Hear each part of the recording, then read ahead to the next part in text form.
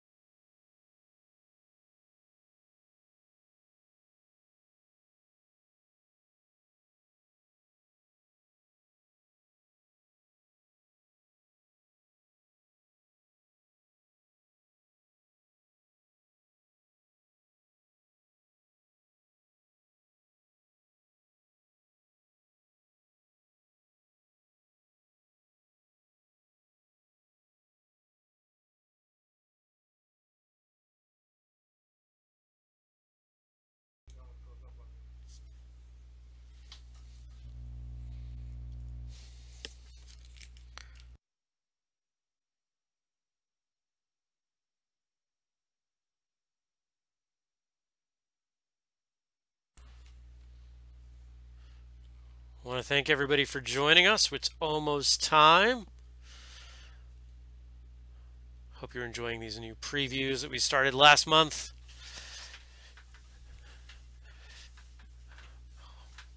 You can hear my chair creaking. Camera's ready. I'm ready. It's going to be a good show.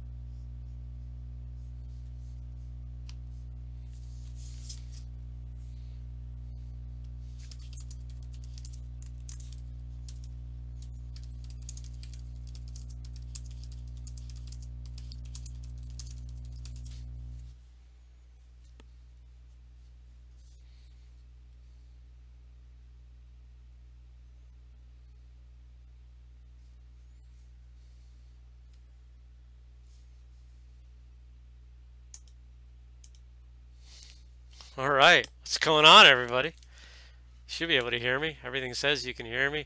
What's happening? Welcome to the 12th installment, the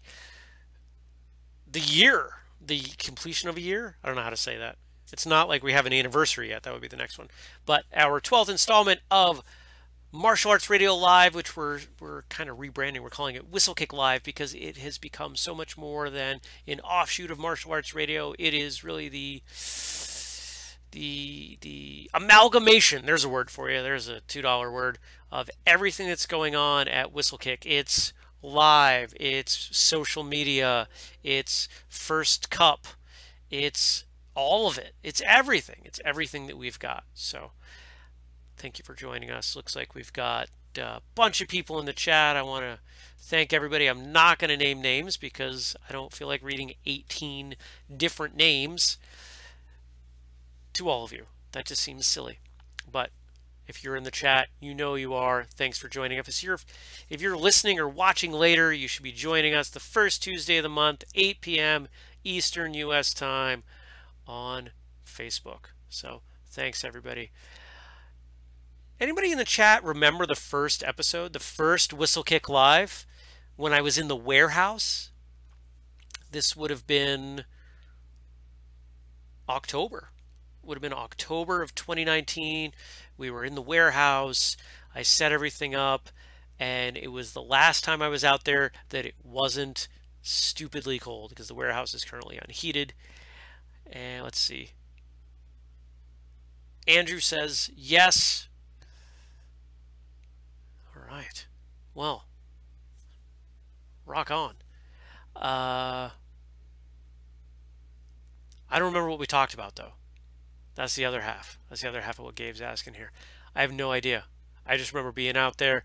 I remember being completely out of my element, not knowing what was going on.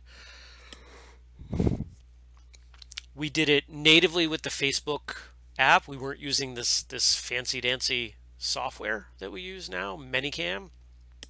And man, the show has really changed. It's progressed a lot, and in no small part thank you to, you can't see him, but he's right there to me, Gabe. See you. He's my producer, my other half, my right hand. It just was. Yeah. Andrew says, I think there were only 4 people watching. That might be generous. Hi, Tommy. Stacy was, I don't believe it was with Master Goodall. I don't think we did that with him. We did that. He showed up for 400.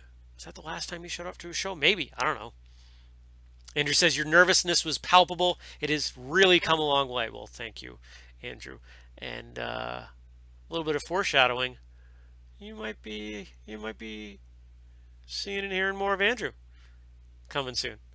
We talked about some today. We got to talk more next week, but I am excited. What else we got? What else? What else we doing? Of course, Gabe was there. but he showed up late because you couldn't figure out how it worked. Man, talk about I've come a long way. I've come a long way from being really nervous on live to the guy who couldn't figure out how to show up to a Facebook video running the show here. You can't see him, but he's laughing, taking shots at him, and he likes it. I mean, talking about a martial arts thing, right? You take shots at the people you love, and they are happy for it. It's a weird thing that we do. Thanks for kicking me in the head. A few other things that we talked about back then were, should black belt tests be open or closed to outsiders? So I know why I yawn. It's because I don't breathe in between. I need to slow down, take some breaths in between, and I won't yawn as much. So a few of the things that we talked about were, should black belt tests be open or closed to outsiders? How to deal with kids forced to attend classes. That's come up again recently. Funny training stories.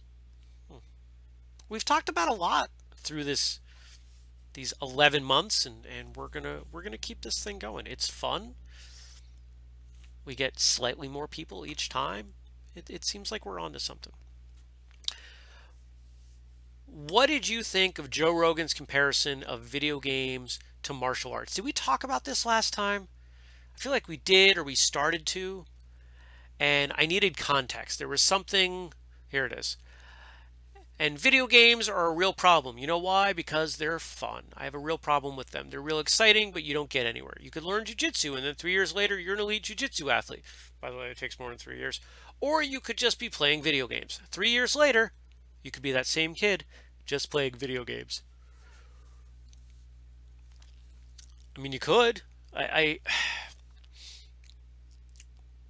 enjoy video games. I go through phases with them.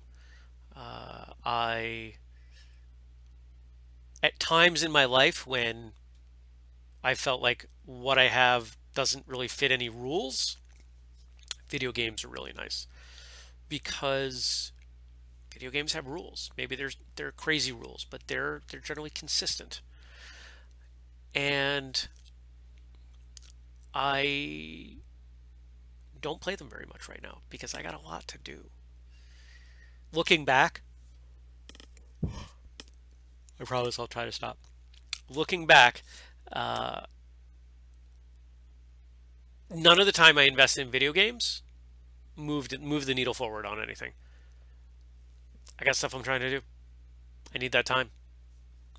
Video games, a lot of the things that I have in my life, I'm sure a lot of the things that you have in your life are escapes. They are tempering the stress. It's to help you balance out life because it can't always be work all the time. Matt's asking for my favorite all-time game. That is easy. The original StarCraft. Such a great game. And the game that I'm going back to, kind of chipping away at, playing a little bit here and there, StarCraft 2, because I never actually played it. And you can get it for free from Blizzard if you go check that out.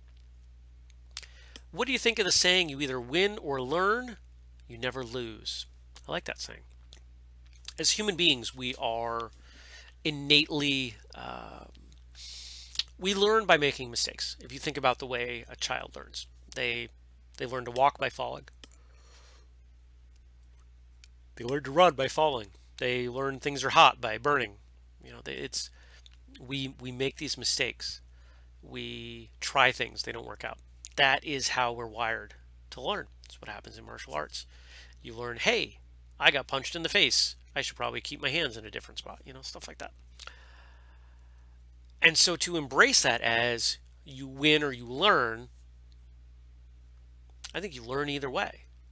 But I'll be honest, I think you learn more when you lose or you fail. Because think about it. If you win, you have discovered something that will work. Might not be the best way. But when you lose, when you fail, when it doesn't go right, you have learned something that you can cross off your list. And my theory on life is that over time, you start to hone in on the things that work for you. So if you think about it as a pie chart, right? We're tightening up the options that you have. And this is why when you survey people for happiness, folks in their 60s are usually the happiest. Why? Because they know what they like, they know what they don't like, they're healthy enough to do those things, and they usually have enough disposable income to do them. Right? So by making mistakes, we learn what works, what we like, what doesn't, and what we don't. So, yeah. Matt says, not a fan. Knowing that you lose can be humbling. It's also insensitive to keep trying to be better. Gabe responds, also, I learn if I win too, so I don't like how that phrase limits learning to losing. I don't think it's necessarily limiting. I think it changes the priority. I think when someone walks out of any kind of competition victorious, especially if they win an overwhelming victory, they don't generally sit down as their first priority and say, all right, what could I have done better? But when you lose, assuming you lose in a healthy way, that tends to be what people think. Jason's in the chat. I had a demo. I just advanced. I had a demo team member skip practice to go to a video game tournament. I asked him why I shouldn't kick him off the team, and all he could say was, I won $3,000. And he showed me the check. Andrew's chiming in on this subject. Edison found lots of ways of things that didn't work before the light bulb was created. Something like 10,000 failed filaments, failed materials for the filament in a conventional light bulb before he discovered what worked. Right on. Here's a great question. Do you celebrate rank tests anniversaries? Do you celebrate that? 5 years ago, I earned my purple belt or my black belt or whatever. I don't. Does anybody else? The only date that's in mind for me is the date that I started karate. Oh, I apologize. I am much more yawny than normal.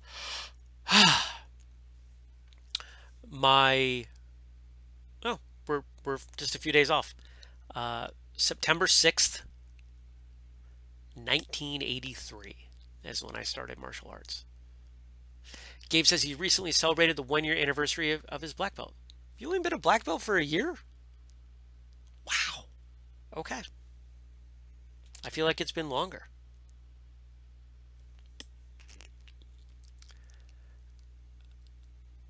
There's nothing wrong with celebrating anniversaries. There's plenty of value there. Especially if you're celebrating the work, you're celebrating the growth, you're reflecting on what's happened since. I think there's a lot of value there. We've got a brand new segment. Like I said at the top of the show, one of the things that we're trying to do with Whistlekick Live is collect all the various aspects of what we do. Now, one of the things that we do, of course, we have Martial Journal, martialjournal.com, and I don't know if this has gone live yet on Martial Journal, but one of the goals is that we're going to start telling the stories, the funny stories, the entertaining stories that happen during class, behind the scenes, whatever, at martial arts schools, and you'll be able to find those on martialjournal.com. Matt is the one who has stepped up to lead that effort. And here's the first one. As a young instructor of maybe 14 to 15 years old, we had a class dedicated to 3 to 5-year-olds, little dragons. One of the little boys asked to use the bathroom.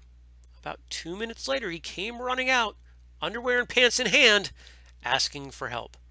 Uniform, top, and belt tied on tight. I had to run over, swoop him up, and take him to the back to help him put on his pants. That's phenomenal. And I want to give a special shout out to Matt for including himself in this first story here. I don't know that I would have had the maturity to handle that at 14, 15 years old. I might have started laughing. I don't know. Maybe I wouldn't have. But that's pretty great. Anybody who's spent time teaching small children knows that they are ripe with ridiculous stories. I'll tell you what. Gabe, you want to throw something up? I'm going to go grab a quick drink and bring that in. I think that'll help me with my yawning. What's the next thing? No, what's the next thing? Let's go to the next topic and put that up. And that way people can talk about something. I'll be like maybe 30 seconds.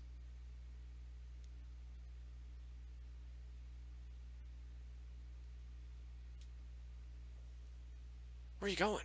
You passed like 3 things. Where was the one before? I saw the word knife. I was intrigued. You want me to do it?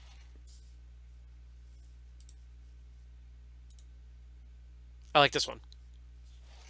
I'll be right back.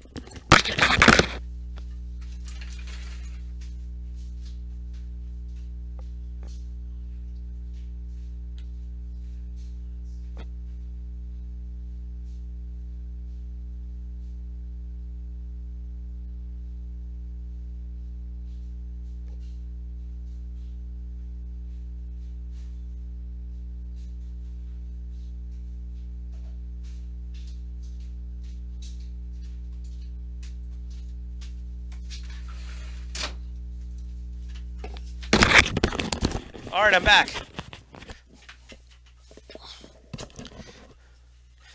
Yeah, I could have hit the mute button, Andrew, but I didn't want to because I wanted everybody to know what was going on.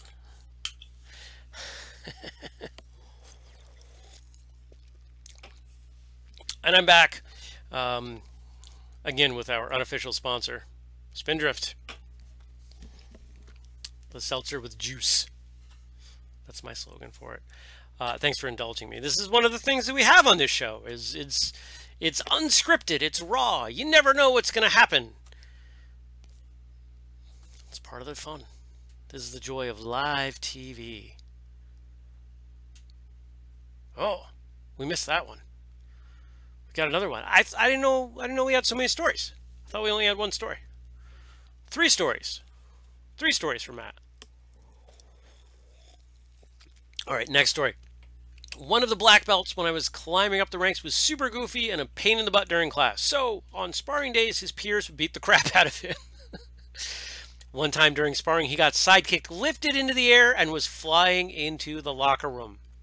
When he realized he was leaving the floor, he tried to turn and salute as he went into the back. That is good stuff. That's someone with a lot of awareness. There's a lot of time in the air, too. Good stuff. I'm trying to think if I have any stories like that. I'm sure I do. I never think of them on the spot, though. I had a school for 2 years. I don't know. Everybody was just goofy. Not in any like specific ways. They were just silly. I let them be silly. As long as they were working hard, I didn't care. And I think this is the one that was up while I went out. I was running a knife defense section of class. One of the kids called out, "I don't know how to do this," as I was demonstrating. I said, "You gonna learn today?" My kid muttered real low, "All right, all right, all right." Oh, probably the Matthew McConaughey way. All right, all right, all right. A few of the adults heard it and laughed aloud. That's good stuff. I like that. Good times. I think UPS is in my driveway. UPS shows up late. What's next? What do we got? All right, here's a good one. Pick a famous martial artist. If you could go back to the beginning of their journey, knowing what you do now, what would you tell them? And how do you think it might change their approach? This is a fun twist on some of the questions that we ask on Martial Arts Radio. Ooh. See, it requires a certain arrogance, confidence is the right thing. You know, let's pick the quintessential example. If I went back to the beginning of Bruce Lee's journey, what would I tell him? Now, I don't know that he would have necessarily come up with Jeet Kune Do if I, messed with that. The whole butterfly effect and everything. If you're not familiar with that, the idea that time travel can change things. The idea that we end up where we are because of all of the things that come before, including some of the smaller ones. So how do we handle that? I don't know. Got a bunch of people writing in here on the chat. Looks like the chat's pretty active tonight. Good times. I had a girl claim a wrist lock wasn't working, so she stood up and broke her own wrist. I like that. What else we got in the chat? Am I a bad person for thinking that's funny? No, Jenny, you're not. I think that's funny. It's not funny that they got hurt. It's funny. It's funny because we've all dealt with people like that. That doesn't work. That doesn't hurt. You're doing it wrong. And sometimes people just need to be knocked down a peg. Martial arts is a great opportunity for that because we all need to experience that humility. We all need to recognize that, we're human, we're fallible. And sometimes life doesn't dish that out. Martial arts does.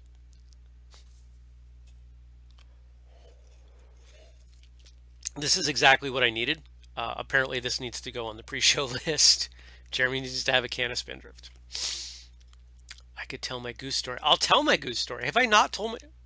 Did I tell you this like on the phone or something? All right, the goose story.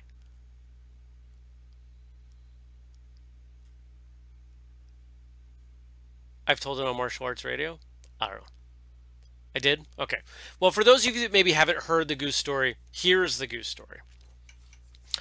I was young. I was no more than 5. Maybe I'd started martial arts. I'm not sure. And my mother had a business partner who lived on a farm. And at the farm was a goose that was really mean.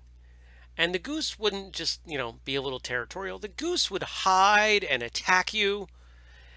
And it was a mean goose.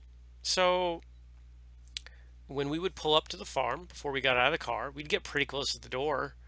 And my mother would ask me, because I'd be in the passenger seat, because this is before the days when kids had to be in the back seat, right? There's no booster seat, no nothing. Like I'm strapped in, the seat belt's around my eyes, Jeremy, do you see the goose? No. And we'd get out and we'd go in. And so this particular day, Jeremy, do you see the goose? No. So get out of the car, we're walking in, and the goose comes charging out. And if you've seen Jurassic Park, you know how the velociraptors like put their head down and they're like, and they're really aggressive and they charge you. This is what this goose was doing. And my mother doesn't even miss a beat, picks me up by the arms, tees up and clubs the goose with my feet. Now, I don't think my mother has ever played golf in her life, but this was probably as picture perfect a swing as one could have with a small child as a driver. And then we went inside and the farmer was there laughing his butt off. That's a good story. I don't know how martial arts it is. I don't think my mother was training at that point, but good story.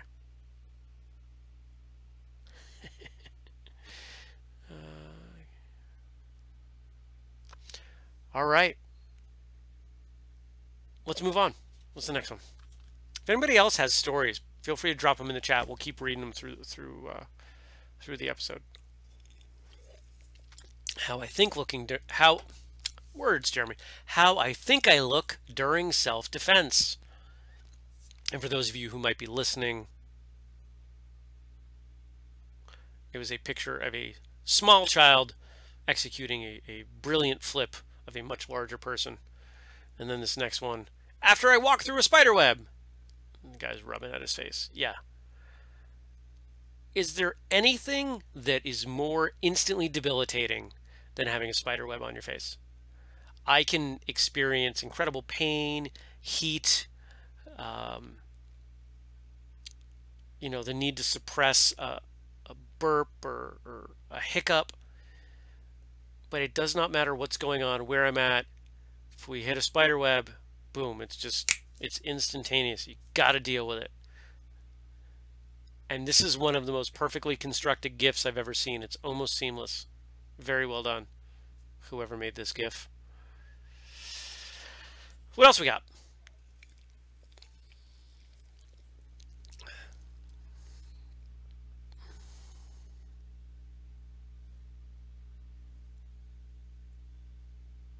Still going.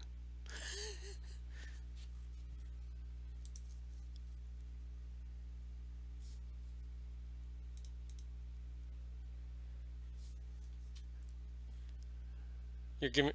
Oh, all right. Seems like. All right. Try coming back in. Gabe lost his controls. There we go. Now he's back. That was a great place to lose it. Right in the middle of that GIF going wild. I thought something was going on. I was like, why'd you choose to leave it there? That's silly. We're getting situated. Again, this is the beauty of live TV on a budget. Here we go. Forums. How do you make them exciting for someone who doesn't particularly enjoy them? I had a conversation with a gentleman that I met via Twitter. We were on the phone last week before, I don't remember. And he was asking this same question. And we had a pretty good chat about it. And looks like we got lots of comments on this one. So let's see what people had to say, and then I'll give you my thoughts. Gabriel, different Gabe, says Bunkai. Understanding the application, the practical usage of forums can make them a lot more entertaining for people.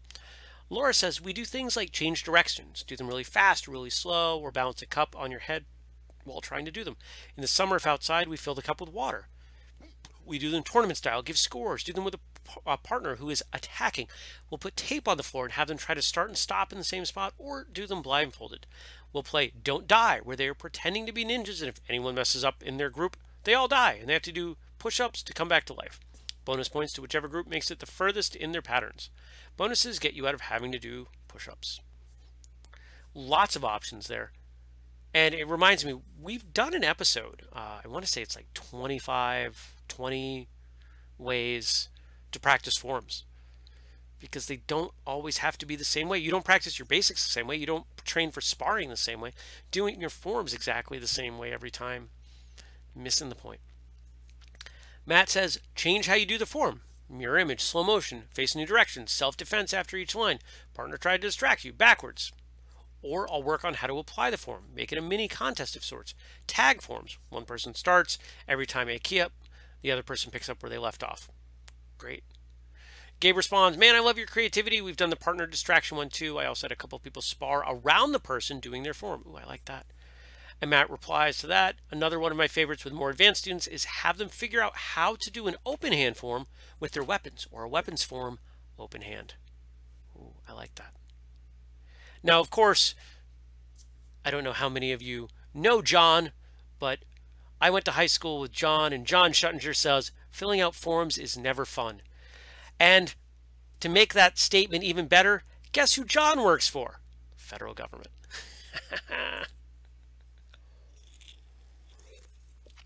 Jason chimes in with a good one here. I would insert myself into the movements in sort of a self-sacrificial, sometimes crazy or silly way, and then eventually work up to becoming the person on the receiving end of the applications. This was born one night when I noticed pretty much the entire class was not raising their knee high enough to perform middle front snapping kick. So I shouted, hey, don't kick me in the head, and waited for a student to bite. And they did. Mr. Jason, would we kick you in the head with a middle front kick? Before they could finish, I ran over, lay down on the ground right in front of their kicking foot, and then yelled, because you are not raising your knee high enough. Do your front kick, please. Of course, they tried to back up, so I moved right along with them. There is no step back in this part of the form. It is a middle front kick, so do a middle front kick and pick up your knee. As soon as they picked up their knee, I reminded them loudly, don't kick me in the head, and I would roll out and comically cover my head. After I knew everyone was watching, I let them do the kick, and before they could react, I yelled, don't step on my face. So long and short, the lesson was keep your kicking knee up high before and after the kick. Jason, I know you're in the chat. If you could record a video of that, just showing us what that looks like, that would be great. I'd love to show that on the next episode.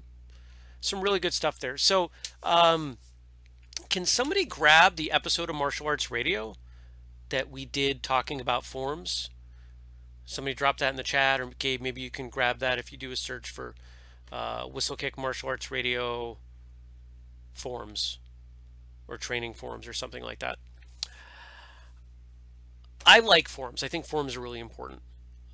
I think anybody who is discounting forums is probably missing what the point is. Forums aren't just needless practice of sequence of movements. Why do we do basics? So when it comes time to use basics, sparring, self-defense, to use those techniques, they're more instilled in us. Why do we do forums? To practice those sequences. You're not generally going to go from a low block to a high block behind you. You don't see that in forums. But what do you see? Low block, step and punch. Low block, kick. Sequences that you might use. So by practicing them in the forums, you are drilling those combinations over and over and over again, so that when it comes time to use them, you'll use them. On top of that, you've got all those other benefits. Episode 162 is the episode you want to check out. Thank you, Gabe.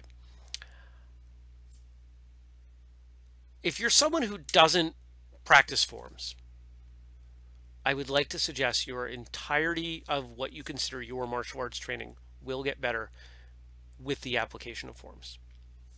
You could make them up. They could be completely based on your own techniques. Forms are good. All right, so next thing, we've got something kind of special. So as you saw earlier, we're bringing in new elements to the show. We're bringing in people. We're bringing in lots of things here.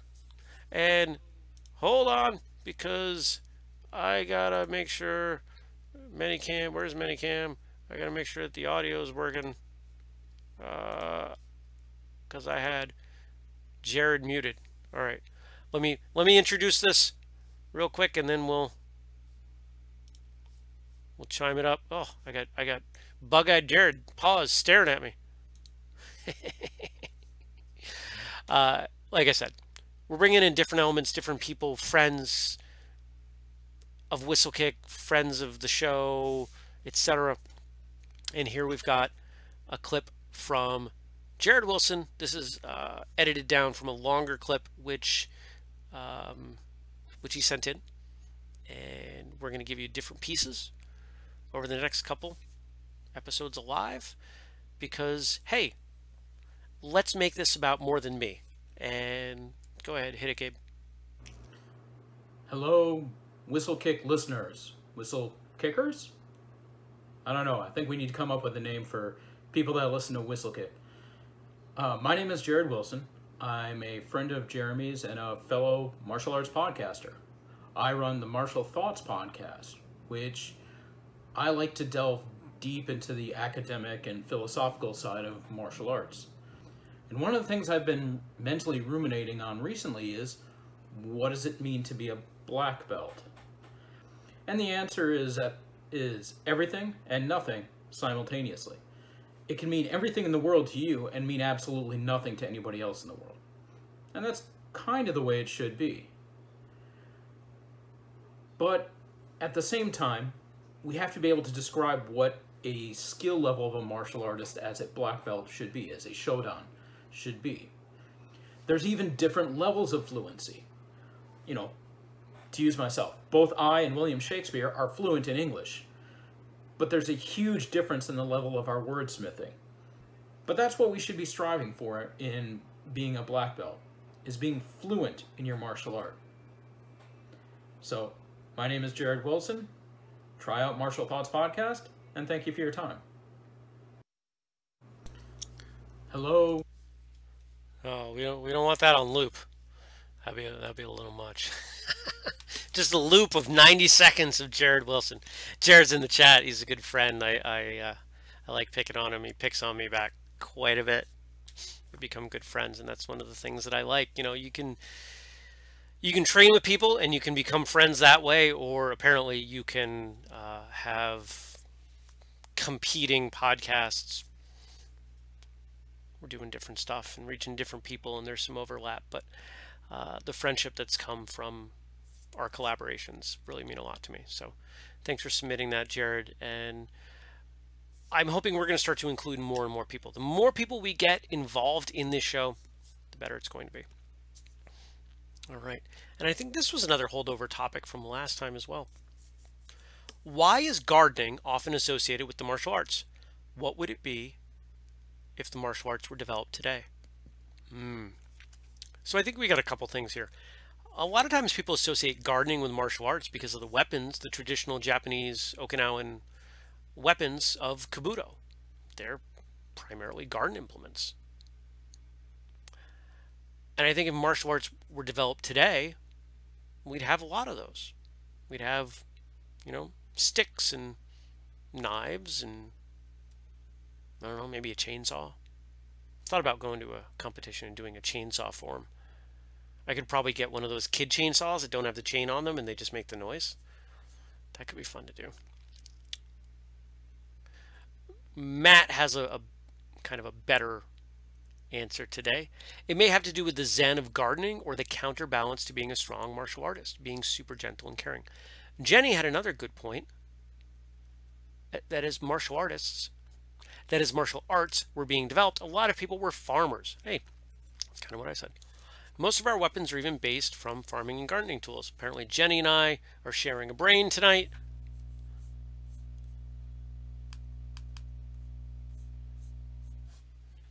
Matt says he'd love to watch that. Jason says cultivation comes to mind. Of course, the old saying, it's better to have a warrior in the garden than a gardener in the war. That said, I do not want to discount the multidiscipline approach of some martial arts cultures. Thinking of the samurai, they had to be well versed in the military arts, but they also studied things like flower arrangement, gardening, cooking, and other disciplines to supplement their craft. I think there is a lot of wisdom there. Gardening is meditative, it is productive, it requires focus and attention. You are nurturing something, you are literally creating life in a pretty low consequence way. I think there's a lot that can be gained from that discipline. You show me someone who's got a beautiful flower garden or a vegetable, a really productive vegetable garden, and I'll show you someone who has a lot of discipline, someone who pays attention to the minutia of what's going on. They're observant. There are a lot of qualities that come from that are relevant as martial artists. Good stuff. Jared says, and Jared would know, most of the secondary skills of the samurai came about after the wars had ended. That makes sense. And here we have a commercial for First Cup, and there's Gabe with his First Cup mug. We've got a few First Cup mugs floating around out there. You can get yours at whistlekick.com. What are they? $12.99, $13.99 with shipping. And of course, Gabe's got his Whistlekick t-shirt on at the same time. I have to get another Whistlekick shirt because I've been working out, and this one was hard to put on. I need bigger shirts.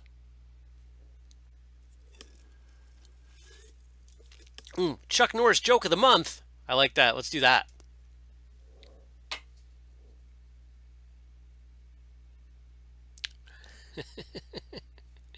When the boogeyman goes to bed at night, he checks for Chuck Norris. It's good stuff. It's good stuff. I am fearful for what will happen when Chuck Norris passes away. What will happen to these jokes? Will they fall out of favor? I hope not. I really hope not. Oh, this is a great question. I love this. Did you come up with this one? This is brilliant. If you could do one technique better than anyone else, what would it be? Oh, see, I'm torn. I'm torn between some crazy tricking, jumping, flipping thing that would be really fun to pull out at parties, or something really simple like a reverse punch that you could use all the time. Something that has far more utility but less impressive quality.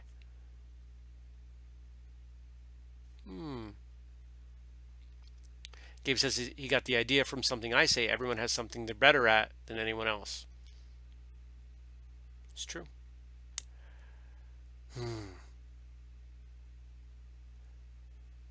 Jason says sidestep. Stacy says dodging front snap kick.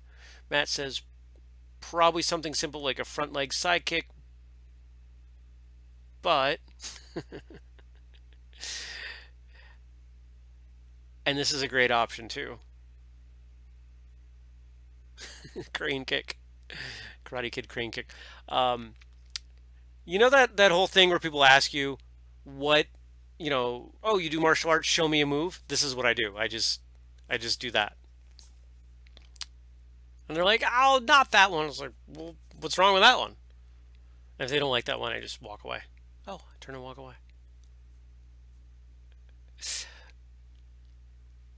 Matt reminds us that Mr. Miyagi said, if do right, no can defense.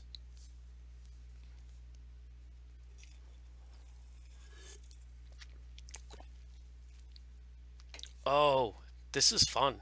This is fun. You've got some good stuff for us today. I appreciate that. Caption this as if you didn't know martial arts. And it's Bruce Lee and Chuck Norris from which movie is it? It's not Enter the Dragon, is it? Yes, it is Enter the Dragon. The Bruce Lee movies blur together for me a little bit.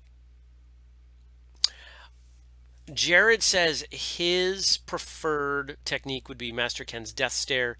Tommy says single whip. Jenny says Chuck Norris, she's questioning if he will pass away. And a bunch of others are agreeing with that. All right. Put that graphic back up if you would.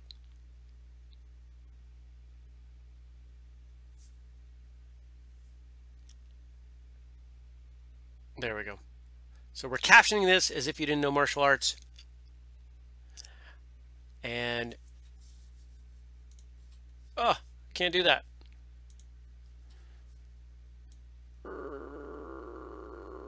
I'm trying to move this out of the way so I can see what Jason said. What is this? Some sort of no shirt, bare chest, and hairy chest dance party? I like it. What would mine be?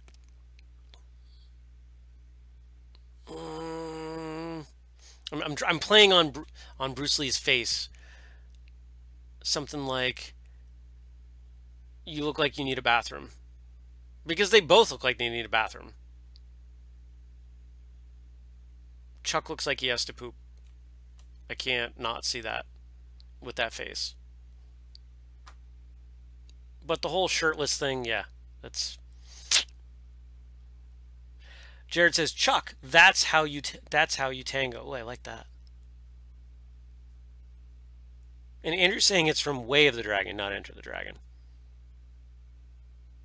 I am far from the authority on anything. On anything. If I'm the authority on anything, it's on asking you ridiculous questions that make you think.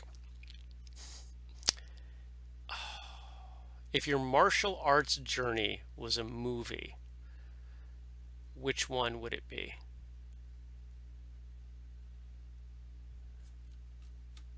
Well, I'd want it to be something dramatic like Crouching Tiger.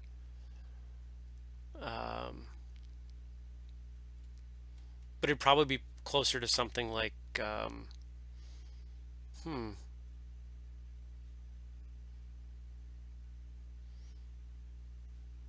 closer to something like 36 Chambers, where there's lots of cheesy dialogue and a couple good fight scenes and everybody's picking on everybody else.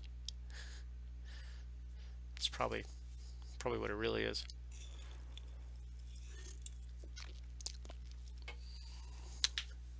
Oh, we got the commercials rolling here. I like that. Commercial time. Got an actual Amazon review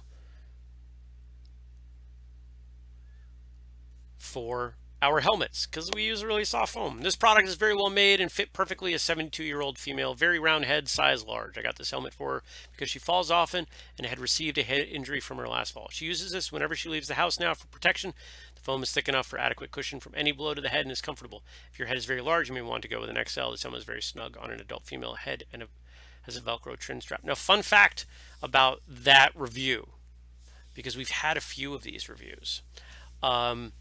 somehow along the way, whistlekick helmets became the go-to for some special needs therapists in schools because the foam that we use is a lot softer. And instead of putting someone in a hard plastic helmet, they put them in a whistlekick helmet. And you know what? When I was designing them, I had no idea that would ever happen, but I'm super pumped that people find value in them. So, yay! That's great. We got some mentions of movies that people would describe their describe their life as: Way of the Fat Dragon, Foot Fist Way.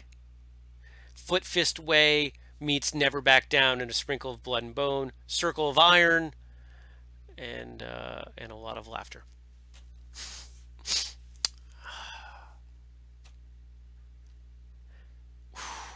What would you be doing now if what you'd thought you'd be doing as a white belt actually happened? I have no idea. It was way too long ago. I was far too young. Probably thought I'd be Superman or something. I don't know. I went through a phase where I thought Aquaman was cool because I had an Aquaman t-shirt. I don't remember. I bet most of you have better answers. Andrew's movie would be Kung Pao. That's an awful movie. It's such a bad movie. I saw it in the theater. I actually dragged some of my non-martial arts friends to see it, and they were not impressed.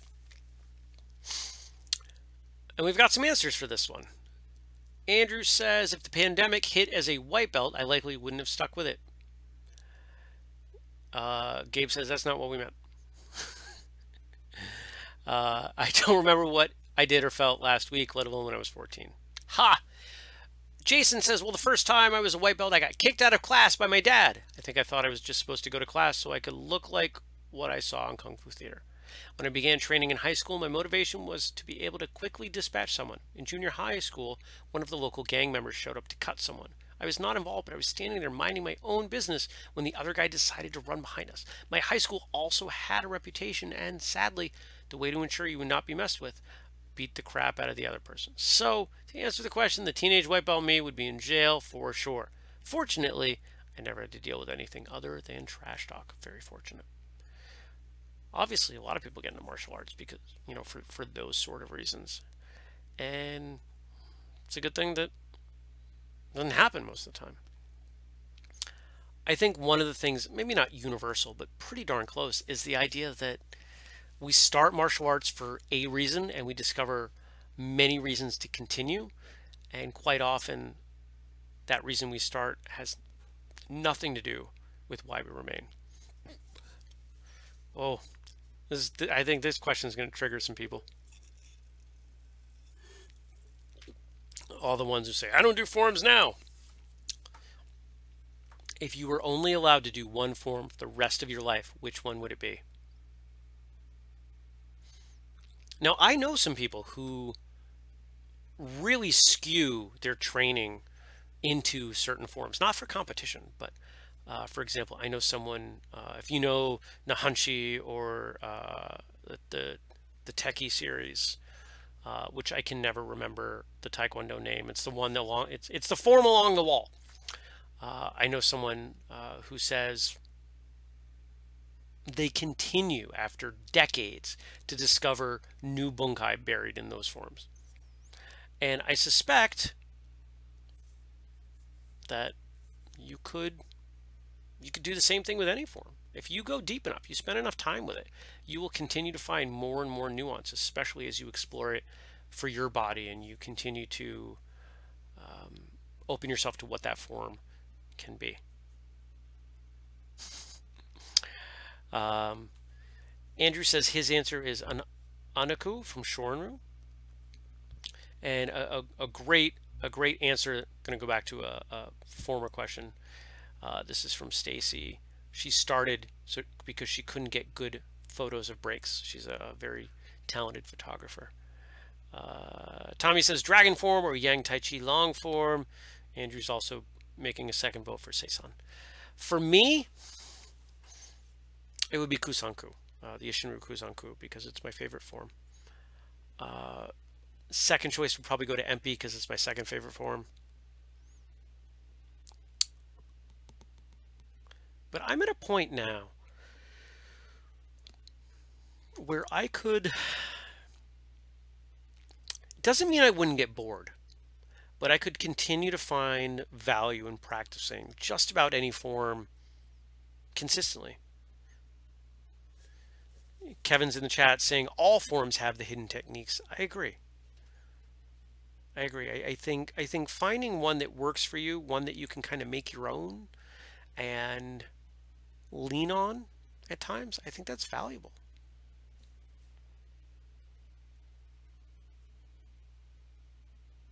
Dennis says mine too. Stacy says, what's the crazy form you do that almost has a death drop? That's Kuzanku. Stacy's seen me do that in competition, and there are a few liberties taken with it. So flashed it up a little bit. Matt says his creative double chuck form. Matt, let's get that on video. I want to see it. And we're starting to roll down here. It's been a solid hour, over an hour if we count the previews. If your school or style had a mascot, ooh, who or what would it be? I like that. Well, you know, I get to cheat because if we had a school, it would be the Whistlekick school, the Whistlekick training academy, dojo, Kwan school, and it would be Master Hopkick. And so nobody can pick Master Hopkick as their mascot. Eric would pick his traditional Kama form. Tommy's mascot would be a monkey. Gabe specified that it had to be not inherently martial arts related. Matt saying we had a stuffed dragon at one point, but that's a little cliche. I'd love something like a turtle, armadillo, or a fox. Ooh, an armadillo. An armadillo would be would make for an interesting martial artist. That might make a fun question for next time, talking about the personification of animals and how they would do it in martial arts. Maybe we'll tackle that one. Stacy says an origami crane. Panda, a crane.